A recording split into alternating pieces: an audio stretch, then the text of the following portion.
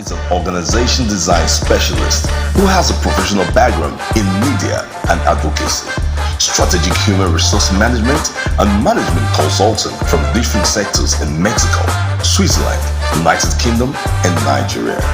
She holds a master's degree in international management from Queen Mary University, London. First degree in communication and arts language from the University of Ibadan as the MCIPM, PRINCE2, and GPHR certifications.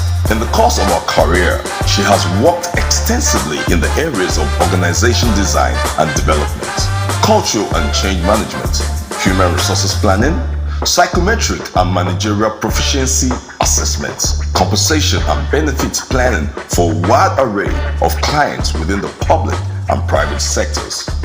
Lola started her formal career as a media officer in the World Health Organization, Switzerland.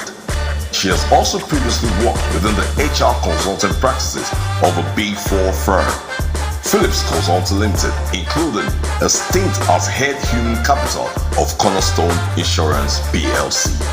Today, Lola practices her trade as a partner in charge of the Workforce Advisory Services practice of Ernst & Young, West Africa. With Jesus joy, make welcome Lola Esan. Please a round of applause for our first speaker, Mrs. Lola Esan. Good morning, everyone. I think I must start first by thanking the media team. All you asked me for was a profile and one picture, so it was quite nice to see that. I'm really honored. Thank you so much. So, I mean, it's a huge, I think, first of all, thank you so much for inviting me here. I think if I had this chance when I started my career, I probably would have been the president of Nigeria, and, but it's not too late for those of you in the room. And I do hope that at the end of the day, looking at the lineup of speakers, you will be empowered, and of course, to work in faith towards getting that career you truly deserve, or that you truly desire. So this morning, my work is to really speak to us quickly about entrepreneurship, intrapreneurship, and innovation. So we hear the word entrepreneurship. So that suggests, okay, I have a business idea. Let me go and start that business idea. I want to employ people. But the honest truth is not everyone can be an entrepreneur. And I think understanding that and accepting that is even the beginning to doing good to yourself, first of all, and even finding out the best way you can contribute to society. So my role will be talking about intrapreneurship, which, as you can imagine, would be the inverse of entrepreneurship. So before I go into that, I'd want to quickly look at the realities of the workplace. So I won't spend too much time on this because I think we all know this quite well. Technology, of course, is now everywhere. Technology is driving a lot of things. If you are not on board technology, chances are you probably wouldn't be able to contribute as meaningfully to society. Of course, with globalization, there is now a popularity around contingent workforce. So once upon a time, if you did not have a full-time job, we looked down on contracts. But we're realizing that contract employment is a known and recognizable and actually well-compensated way of building a career. And then, of course, I think a period we all know so well, what happened during COVID. Remote work wasn't something we could do, but everyone, even the bakery, found a way to make everyone get some time of doing other things. So what has happened is the whole idea of work has now become so interesting, so dynamic. So for anyone who is on that journey to either changing career, finding a career you want to develop in, there is so much. So disruption has created possibilities in a sense. Of course, because we now have options and times are tough, a period we only know too well, high unemployment rate also means that you would have to find interesting ways to differentiate yourself from the multitude. And that's why a topic like this is very important, because it bestows you that opportunity to differentiate yourself. We also no longer have careers for life. So that means the fact that you get a job, I'm sure most of us, our parents, at least my mother, for example, worked in the same place for 27 years. I mean, that can't be me. And I think these days, we all need to get comfortable with the idea that the average person is expected to have up to 5 to 10 careers in their working lifespan. So if you're looking for your first one, don't worry, you still have time. If you're on the second one, nobody frowns at you going on to do others, so long as, of course, you pay attention to what it means to add value to where you work. Now let's go into the topic of the day, which would be intrapreneurship. So entrepreneurship, as I kind of introduced, is really just the act of behaving like an entrepreneur. But the only difference is you are doing it while working within an organization. And that's something very important to note. If you remember the parable of the talents and why the rich man was very angry with that particular employee who didn't do much with his talents, that's a very good description of what entrepreneurship is. He expected that they would take the talent, multiply and do as they would have done if it was him, the business owner, at the helm of things. So remember that sometimes the illustration of these topics is not too far away. That's one good illustration of what it is to be an entrepreneur. You hear some people say, oh, you know what, I've done my job description. It's not my job. It's not in my pay schedule. It's not my business. But you see, at the end of the day, as I said earlier on, most times, because jobs are scarce, and we do have that population, owners of business, or in this case, entrepreneurs, are looking for differentiating factors. And you having an intrapreneurial mindset allows you create that differentiation. Now, if you're an intrapreneur, it means that you would apply the same skills to drive innovation, to drive exploring new opportunities, to drive cost management, all of those things without necessarily being the owner of the business. And that's something I want to charge all of us today to remember. Even if that job you're doing today is a receptionist and you've got a BSc engineering, treat that receptionist job like it is the engineering one. Because guess what? You will acquire the skills you need, such that by the time you now land that job you are looking for, it is no longer new to you and you would have differentiated yourself. For some of you, while you're waiting for the big opportunity to come through, it's doing work in the church office. Obviously, church office will probably not pay you as much as if you went corporate. But then you're like, you know what, since it's just church, I'm not going to go the extra mile. So for example, I got on this stage deeply appreciative of the media team. I did not expect to get or see my profile being delivered in that manner. Obviously, whoever is in charge of that decided, you know what, let's not do the regular profile that we read stuff. Let's make it a bit different. And those are some of the things you mean when you talk about entrepreneurship. Using that initiative, stepping out of the norm, the common, to truly do things differently. Now, if you respect someone else's property that has been put in your care, you're not doing it for the person. You're doing it for yourself. Because by the time you now get to that stage where you can hire someone or even set up your own thing, you know what you will stand for and you know what you will not stand for. So you don't wait until you get there before you now begin to walk the talk. So actually being entrepreneurs where we work gives us an opportunity to be able to practice what we would need for when we truly become entrepreneurs. Now, entrepreneurship encourages a culture of creativity. It enhances your ability to adapt to changing market conditions. In the course of COVID, there was one word we bandied around a lot: resilience, resilience, resilience, resilience. And resilience simply just describes your ability to withstand conditions that probably to the ordinary person would be very difficult. When you think like an entrepreneur, even though we're paying you for one item, you will constantly find opportunities to make that organization different or better. Now, should the employer now have to go somewhere, who do you think would come to their mind straight away to empower with more responsibilities? It would be that person that went over and beyond. So sometimes the characteristics you display in the current small job or role you have is speaking for you in volumes towards the next one. I'm sure a lot of us know of people in our family or friends who they were in a certain place just managing, as we like to say. But the owner of the place knew that this person is capable of a lot, but I cannot do for them right now. And something else comes up somewhere else and they recommend you for it. It's not because you are the best person, but it's how you have taken it into consideration to treat that small thing that was entrusted to you or in your care properly. In the recruiting world, we like to say that even though we place jobs, we interview, we do all sorts, 80% of most roles are placed through word of mouth.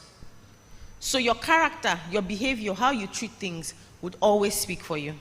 So entrepreneurship would be doing all of those things that were it my business or my concern, what I would do. And I'll talk to some of those skills shortly.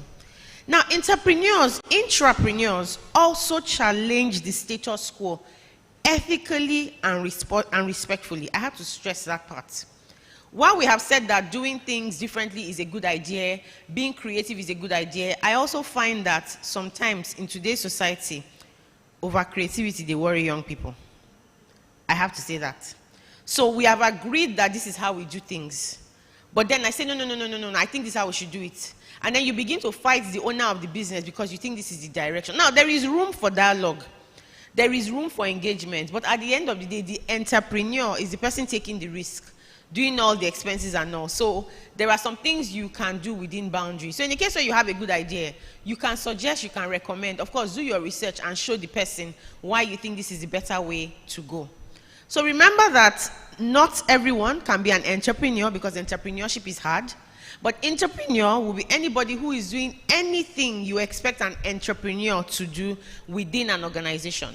So you'll be the one to keep thinking of, how do I change things? How do I make this better? I think this problem can be shortened. I think we can change this about our customers. You keep finding new ways to do things better. Serving your employer, as it were. And service is a great thing, by the way, just to mention, because some people think, I just go in there, I do what they pay me for, and I leave. But you are shortchanging yourself, and I will share that story soon about myself. Next slide, please.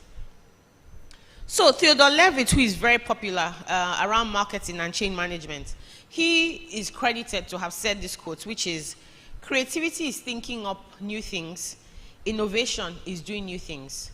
So you find out that there isn't a depth of creativity. We all have ideas, but when it now comes to, oh yeah, let's go and do it, the queue suddenly shortens. So that's where innovation comes in. It's good to have the ideas. It's good to think up the ideas. But as you're generating or suggesting the ideas, also be quick to put your hand forward to say, hey, I can do this. I can join you to do this differently. So innovation is doing. Creativity is the thinking. And so if you're going to be working intrapreneurially, while we expect that you come up with creative suggestions and ideas to improve the bottom line, to improve the service offering, you should also step up to be part of the solutioning or the execution. Next slide, please. So, who has any idea what these three items have in common? Hands up. Any ideas? Were you going to raise your hand up? The gentleman in the blue shirt? Or you were just stretching? Okay. Any ideas? Okay, so I'll ask some questions. Who knows how many pillow packs? Oh, you can see it on the screen. I should have blurred that out. Anyway, there are 40 pillow packs in a packet of Tom Tom. Who knows how many sheets of paper are in a ream of paper? Any ideas? Sorry? I'm not sure other speakers are allowed to answer, but yes, 500. Someone said 100, it's 500. Who knows how many of those pencils are in a regular pack? This is a very popular pencil brand, by the way, through the years. How many? How many? 12, correct. So, in my day, which was about when I started my working in Nigeria, and I'll tell you that story, why entrepreneurship is very important.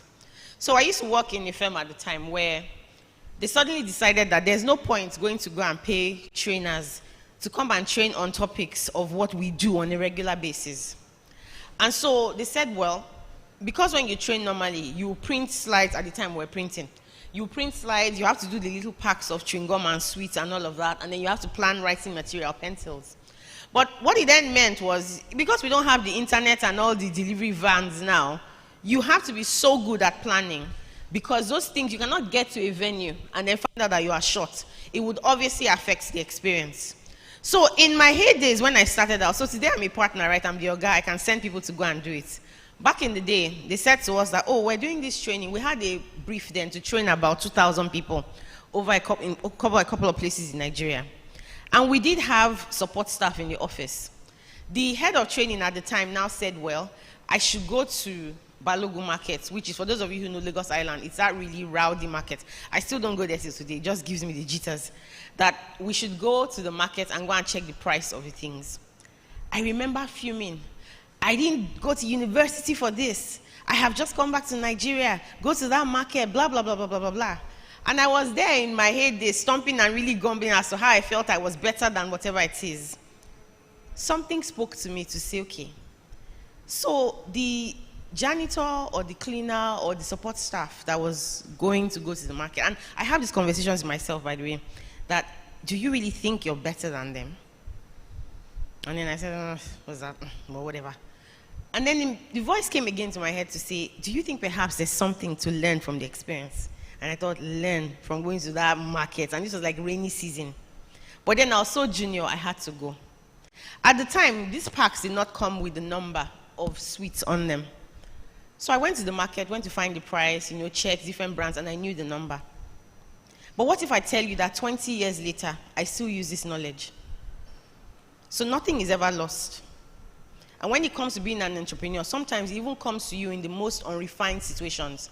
So now, I have to plan large-scale programs where, that's why I said, young people, creativity, they finish, but innovation is when you actually do. And I say to them, we need to plan this training. And you see them running all over the place. What do we do? And I'm like, no. It has 500 rims. This folder means if we need 20. So that knowledge of planning is what is until I took a project management certification. It was from street knowledge. This same me who had just come back from Switzerland, someone sent me to Balogun Market. But that knowledge, 20 years later, I still use it to plan. When I want to budget, people are like, Lola, how did you know that? I'm like, because I learned this back in the day. I'm very grateful for that experience because I did it till I left. I spent 8 years there. There was no time we ever had a training and anything arrived anywhere short, even up to sweet, something as small as sweet. So when you're on this journey to becoming an entrepreneur, no task is too big for you. Of course, we're not talking about the places where sadly they do not have the fear of God and they make you do things that are not right. But no task is too small for anybody. Today, I run my own business. Meaning I run my business within Ernst & Young. And I am able to guide people appropriately because some of this early knowledge of what it is to understand it, I like to refer to them as useless knowledge, is still proving useful till today. So look around you every time. There will always be opportunities to learn. An entrepreneur is constantly on the lookout for new opportunities. That's why they set up businesses. So as entrepreneurs, we should be on the lookout for opportunities in our organizations where we worship, where we can do things differently. Nobody ever forgets anybody who contributes. And these days, as we know, a lot of us have studied, we've done all sorts, we have great CVs. Oftentimes, it is that which you have done over and beyond the ordinary that sets you apart. And that is who an entrepreneur is. So wherever you find yourself today, even though you feel it is beneath you, or the Holy Spirit has promised you that there's something else you should be doing, find what you can do differently. Find what you can elevate. Learn something and begin to build on that knowledge. It will come in handy. It always does. Next slide, please. So how do you become an entrepreneur? Because that's all of what we're talking about today. The first thing is to develop a growth mindset. A growth mindset does not see problems as problems, but sees problems as opportunities for growth. In the last slide I just shared, I had to battle my ego because I felt I was too educated or too exposed to be going to walk through Ofo to get the price of sweets. But I still use that knowledge today, 20 years later. You also need to stay curious because things are changing very quickly. If you don't have a curious mindset like a child, children always ask why. And they will ask you why 10 times. Why do we need to do this? Why are you doing this? Now, if you form the habit of asking why in where you currently work, what you're doing is pinpointing that you're somebody who is not going to accept the status quo, but respectfully and ethically, of course, just so I mentioned that. You also need to be observant. Change happens so quickly. I mean, we would not have another pandemic again in Jesus' name, but you have to observe and see what is changing around you. What can you tap into? And that's exactly what entrepreneurs do. So within your organization, in fact, I have a very good story to tell. So my husband has this colleague who he speaks so highly of. The guy was hired in their office as a cleaner. He didn't do anything else but cleaning. But the guy realized that there was one laptop in the typing room that nobody really sat on. So whenever he came in early, he would do his cleaning job. He would sit down there. It first of all started from him when he's cleaning polo outfit on a pair of trousers. Never jeans, never looking untidy. He would sit down there. Of course, before long, what happened? People started, lawyers would walk in and say, I need to type this, and they'll just hand it over to him, thinking he was one of them. So he was preparing himself towards the opportunity. Then he saved up a bit of money and at the time went to typing school and learned how to actually operate that computer. So from making mistakes, learning, doing all sorts. But while he was there, he was saying that these people, they don't have more heads than me. They probably just have better opportunity. He went to evening school before they now stopped evening school and learned, he did business administration. in that same organization where he started as a cleaner, improving himself. Today, he's a full secretary who works as a paralegal. So he hasn't done law school yet, but they use him to go and file papers, to go and do all sorts. Now he's wearing shirts like every other person. He's participating in the bonus scheme. So imagine if that guy continued to blame somebody in the village to say that they did him, that's why he's a cleaner, and did not seize opportunity. But what he did was, in that small role, he identified an opportunity how he could be of use to the organization. And today he has doubled his pay. As we like to say, at some point, yes, your background could have been the issue, but at a certain age, you become the background that is holding you back. So ask yourself, the small that you are managing with, what are you doing such that the owners of the business would reward you? They would invest to ensure that you rise above. The average man is not wicked, even though we know the heart of man can be wicked. But the average person is not wicked. But you have to show that you are useful. You have to prove that with the little I've been given, I've been entrusted with, I would make use of it. Collaborate and network. This kind of event is a networking one. And for those of you who decided to, you know how Friday night sleep and Saturday morning sleep can be very sweet. When you have nowhere to go, you just roll in, you sleep and wake up. But for those of you who decided, you know what, we would honor this invite, there's probably something for you to take out of this. And I know there are, because looking at the lineup of speakers, people who inspire me greatly, we'll be talking to you this morning. If you were to pay for this kind of insights, it will cost you a bit, and it's probably not something you can take out of your pockets right now for some of us to do. So you should always look for opportunities to collaborate and network. What can you learn from people? No knowledge is wasted. There is always something to learn. Deliberately seek out opportunities where you can meet and exchange ideas. Go and ask all the exhibitors at the back what they do. You might not get a job today, but you would leave with something that would shape your thoughts and allow you prepare yourself for the next one. You also need to make sure that you are seeking inspiration outside your field. Some of us are so stuck on, this is what I am meant to do and I must do it. But sometimes the Spirit is leading you somewhere else. I was just having a conversation with YF to say a first degree would always be a meal ticket. It's good to want to be a doctor, nurse, all of that. That's great. But you also need to open your eyes to the fact that you might be led. Sometimes you see sites that are showing you that you should go somewhere. In the example of the individual I shared earlier on, he was a cleaner. He was probably told all he can ever be is a cleaner. But of course, man is not God. But today, he is gainfully employed. He is working in a place where he's well respected. So always remember, but he could have only done that because he saw opportunity, he pursued it, he went and spent his money to learn, he prepared himself. Today he's doing something else. So where you started does not have to be where you will end, and we need to remember that. And then for those of us who have the opportunity to work within organizations already, always make sure that you are promoting a positive work environment. Today we talk about mental health, and that's because a lot of organizations are toxic. The fact that you switch out someone else's light will not make your own shine brighter, by the way. So the fact that you have to put someone down because you think it will diminish your opportunities is also foolhardy, because it doesn't work that way. So an entrepreneur would always create opportunities that would allow many others come up to shine, to seek and get a bit of sunshine. Next slide, please. So how then do you become innovative? Remember that we said creativity is thinking it, innovation is doing it. You need to assume personal responsibility. I said earlier on that at some point, you are now the background that is holding you back. So it starts first from assuming personal responsibility for your own development. You don't like where you are today, you are not a tree, please shift. It is not a question of somebody is doing me. Sometimes the village people is right in our hands, right? And I'll talk about some of the ways in which village people is right in our hands. You also need to keep shifting what it is, what your personal ambition looks like. What do you want to be? What do you envisage for yourself? And actively begin to work towards those goals. Is it that you need to change what you need to learn new skills? Is it that you need to network more? Is it that you probably need to change location sometimes? Of course, with prayer, engaging, networking, finding out from people who work in the field you're interested in, there's an opportunity to make that shift. You also need to constantly rethink what you think you know. So some of us are stuck in the past. When we were in university, we were best graduating student, first class, all of that. But life has shown you that in the real world, those things seldom really differentiate anything. They're good. At least clear out that first one of getting a good degree. But we also know of many entrepreneurs who are shaping lives and they never set foot within the four walls of a classroom. So rethink what you think personal success looks like, because sometimes it's not black and white, it's not linear.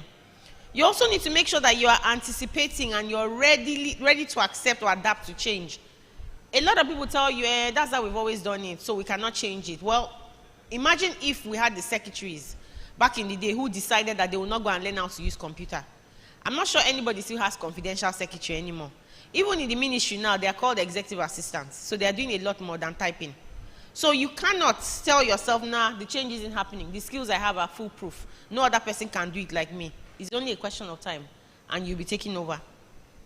You also need to make sure you expand your network of contacts. It's good to know people, but then you ask yourself, the people you know, what are you doing with the people you know? So it's not a question of, I have access.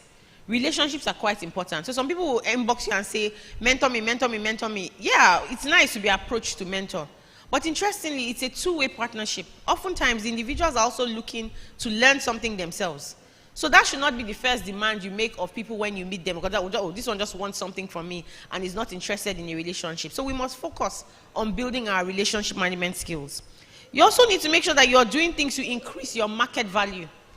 You must learn new things. What you knew yesterday, keep learning. So yes, we started out can you use computer? But these days, you don't see any job asking you must be computer literate. It's assumed that you are computer literate. Now we're talking about, can you program? Do you know programming language? Do you know digital? Once upon a time, you could put in your CV internet user skills. Today, they were like, are you joking? More or less, can you do Python? Can you do all of those kind of things? So knowledge keeps shifting. You must make sure you keep increasing your market value. You also need to make sure that you sort out your spiritual well-being and financial well-being. So those are very two important anchors, because at the end of the day, when you have all the success, but the core is weak, you will obviously not be a very happy individual. Then you need to promote your physical health. While it's good to chase the hustle, a lot of us neglect the body that is going on that hustle. So we're having an increase in ill health. For you to really be able to do your work properly, to be creative, to be innovative, you have got to pay attention to the physical body as well. And then you must make sure you are acting deliberately. Acting deliberately will be 1, obeying the laws of where you operate. 2, obeying, as Christians, obeying the tenets of our religion. 3, also understanding the customs of different places where we would operate and will be required to function. Now, I'll just go on quickly to the priorities for the Nigerian employee, because at the end of the day, if you're going to become an intrapreneur, which is demonstrating entrepreneurial skills within an organization, it's important to remind ourselves what the priorities should be. Next slide, please. So 1 is digital literacy, and I think I talked about it earlier on. So a few years ago, just after the pandemic, YF did say, don't take your old self into the new normal. So the now normal is a very digital space. It's not enough that you can use computer. Try and do some, add a bit more on top of it. And fortunately, people like Google and Facebook have invested millions, make these things available for free. What are you doing with those powerful but oftentimes destructive devices in your hands? TikTok is great. TikTok has useless content. TikTok has very useful content. So like anything in life, there's good and bad. You decide what you're doing with it, which was what I meant by sometimes the village people are in your hands. What are you spending that time doing? You need to have problem-solving skills. Entrepreneurship exists because somebody identified a problem they have decided to fix. So within the organization as well, and it doesn't matter the role you have, you are not too small to make a difference. What have you seen that you can change, that you can improve, that you can enhance? Be the first one raising your hand, or be the first one speaking, and then innovation is doing, committing to be part of the change process. You also need to make sure you have a global mindset. You can live locally, but you have to function globally. So you need to be aware of what is happening in other climes. You need to be aware of the developments in your chosen field in other climes. That is the only way you can truly be a global citizen. You also need to make sure that you are entrepreneurial. As I mentioned earlier on, an entrepreneur has identified a business need or a problem and they want to solve it. And I think that's the crux of everything we've been talking about this morning. You also need to make sure that you're putting up your hands more. So creativity is thinking it up, innovation is doing. So that means initiative, a sense of knowing what is right and doing it. Be the first one to volunteer, to say, I will do this, we need to do that. it is one way of differentiating yourself. You also need to have cognitive flexibility, which means that the brain is such a fantastic function. It's able to think and do and see and be different things at the same time. So you must constantly spend time on developing skills that would shape your brain to become cognitively flexible. Tongue-twisting word, but I think I tried. And then, of course, communication skills. A lot of us, unfortunately, think an email is just putting thoughts together. There are trainings to be had. How you communicate to people is very important. Some people will send you email and they put exclamation marks, capital letters all over the place. You might have started the mail with "Dear Sir," Calvary greetings, sir, but it has capital letters all over the place, exclamation letters all over the place. You have just basically insulted the person on the other end. So we must learn the skill sets around how these things are done. Unfortunately, a lot of us also think, oh, it's okay to just tell jokes, do what you have to understand the culture of where you are so you can adapt accordingly. So a lot of knowledge to be built, a lot of skills to be developed. You also need to understand data analytics. Data is the new oil. Without data, you cannot plan. What is in, what is the new trend? How can the company get on board? Then emotional intelligence. Putting yourself in another person's shoes. Understanding that your actions have impact and responsibilities on others. So ask yourself today, will the skills you currently have qualify you as a global citizen? Are you just dwelling in Bagada? Or are you ready to function in Gibraltar? Ask yourself that question. Final slide, please. I like Dr. Seuss a lot. So, he's known to have written a lot of children's books. Some of them are quite popular. But he went through most of his life being told that he's a failure and only hit success when he was about early 50s, thereabouts. This is after being written off. He went on to become a world-renowned author and motivational speaker. And it only changed because he then decided to build on the gifts and the skills he had. So I would only leave you with these few thoughts. Or my final thoughts for this morning would be, at the end of the day, the grace of God exists for all of us, and it's there in abundance. But only you really can control your future. Ladies and gentlemen, thank you so much.